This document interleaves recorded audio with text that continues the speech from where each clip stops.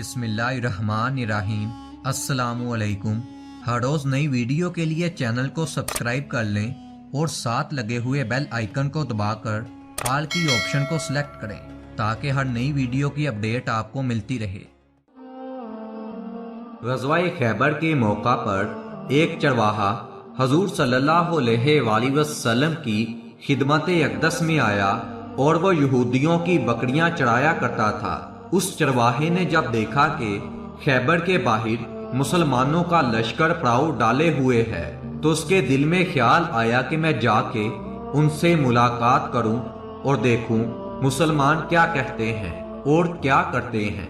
چنانچہ بکریاں چراتا ہوا وہ مسلمانوں کے لشکر میں پہنچا اور پوچھا کہ تمہارے سردار کدھر ہیں؟ صحابہ کرام نے بتایا کہ ہمارے سردار حضور صلی اللہ علیہ وآلہ وسلم فلاں خیمے کے اندر ہیں۔ پہلے تو چرواہے کو ان کی باتوں پر یقین ہی نہیں آیا۔ اس نے سوچا کہ اتنے بڑے سردار ایک معمولی سے خیمے کے اندر کیسے بیٹھ سکتے ہیں۔ اس کے ذہن میں یہ تھا کہ جب آپ اتنے بڑے بادشاہ ہیں تو بڑے ہی شان و شوکت ٹھاٹ باٹ کے ساتھ رہتے ہوں گے۔ وہاں تو کھجوروں کے پتوں کی چٹائی سے بڑا ہوا ایک خیمہ تھا۔ خیر وہ خیمے کے اندر آپ صلی اللہ علیہ وآلہ وسلم سے ملاقات کے لیے داخل ہوا۔ آپ صلی اللہ علیہ وآلہ وسلم سے ملاقات کی اور پوچھا آپ کیا پیغام لے کر آئے ہیں اور کس بات کی آپ صلی اللہ علیہ وآلہ وسلم دعوت دیتے ہیں۔ حضور اقدس صلی اللہ علیہ وآلہ وسلم نے اس کے سامنے اسلام اور ایمان کی دعوت رکھی اور اسلام کا پیغام دیا۔ اس نے پوچھا کہ اگر میں اسلام کی دعوت کو قبول کر لوں تو میرا کیا انجام ہوگا اور کیا رتبہ اور کیا مقام ہوگا؟ حضور اقدس صلی اللہ علیہ وآلہ وسلم نے فرمایا کہ اسلام لانے کے بعد تم ہمارے بھائی بن جاؤ گے اور ہم تمہیں گلے سے لگائیں گے۔ اس چرواہے نے کہا کہ آپ مجھ سے مذاق کر رہے ہیں، میں کہاں اور آپ کہاں؟ میں تو ایک معمولی سا چرواہا ہوں، میں ایک سیاہ فام ہوں، میرے بدن سے بدبو آ رہی ہے، ایسی حالت میں آپ مجھے کیسے گلے سے لگائیں گے؟ حضور صلی اللہ علیہ وآلہ وسلم نے فرمایا کہ ہم تمہیں ضرور گلے سے لگائیں گے اور تمہارے جسم کی سیاہی کو خدا تعالیٰ تابانی سے بدل دیں گے اور حق تعالیٰ تمہارے جسم سے اٹھنے والی بدبو کو خوشبو میں تبدیل کر دیں گے۔ یہ بات سن کر وہ فوراً مسلمان ہو گیا اور کلمہ شہادت پڑھ لیا۔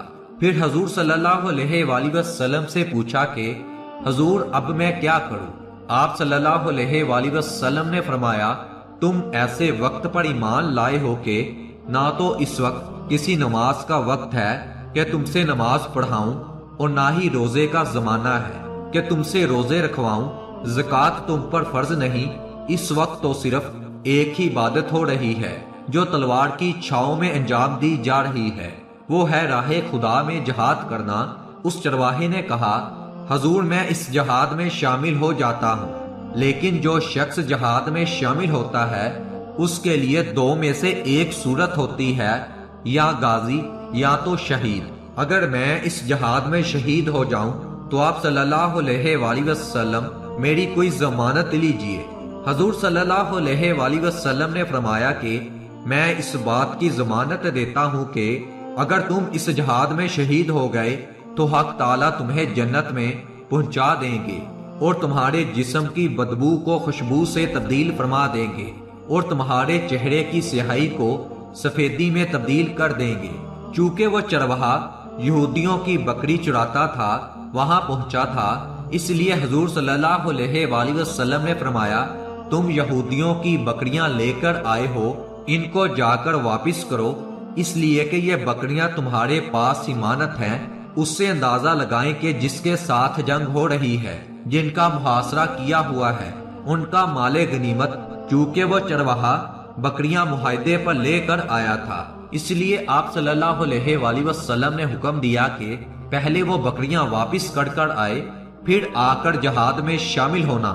چنانچہ اس چرواہے نے جا کر وہ بکریاں واپس کر دی اور آ کر جہاد میں شامل ہوا اور وہ جہاد میں شہید ہو گیا۔ جب جنگ ختم ہو گئی تو حضور اقدس صلی اللہ علیہ وآلہ وسلم لشکر کا جائزہ لینے گئے، ایک جگہ آپ صلی اللہ علیہ وآلہ وسلم نے دیکھا کہ صحابہ کرام کا مجمع ایک کٹھ میں ہے۔ آپ صلی اللہ علیہ وآلہ وسلم جب قریب پہنچے تو ان سے پوچھا کہ کیا بات ہے؟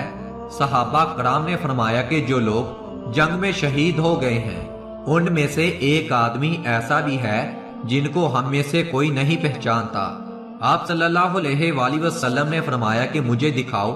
جب آپ نے دیکھا تو فرمایا کہ تم اس شخص کو نہیں پہچانتے مگر میں اس کو پہچانتا ہوں، یہ وہ چرواہا ہے اور یہ وہ عجیب و غریب بندہ ہے جس نے خدا کی راہ میں ایک بھی سجدہ نہیں کیا، اور میں اس بات کی گواہی دیتا ہوں کہ حق تعالیٰ نے سیدھا اس کو جنت الفردوس میں پہنچا دیا ہے، اور میری آنکھیں دیکھ رہی ہیں کہ ملائکہ اس کو غسل دے رہے ہیں اور اس کی سیاہی سفیدی میں تبدیل ہو گئی ہے اور اس کی بدبو خوشبو میں تبدیل ہو گئی ہے، اور یہ حسین چہرے والے حضرت اسود رائی رضی اللہ تعالیٰ عنہ تھے۔ انہوں نے سوائے جہاد فی سبیل اللہ کے علاوہ کوئی کام نہیں کیا، ایک نماز پڑھنے تک کی مہلت نہیں ملی، لیکن انہوں نے صدقے دل سے نور ہدایت سے اپنے دل کو منور کیا اور اتنا بڑا مرتبہ حاصل کیا کہ معزز و خواتین و حضرات اندازہ کیجئے اگر کچھ عرصے پہلے اس چرواہے کی موت آ جاتی تو سیدھا جہنم میں چلا جاتا۔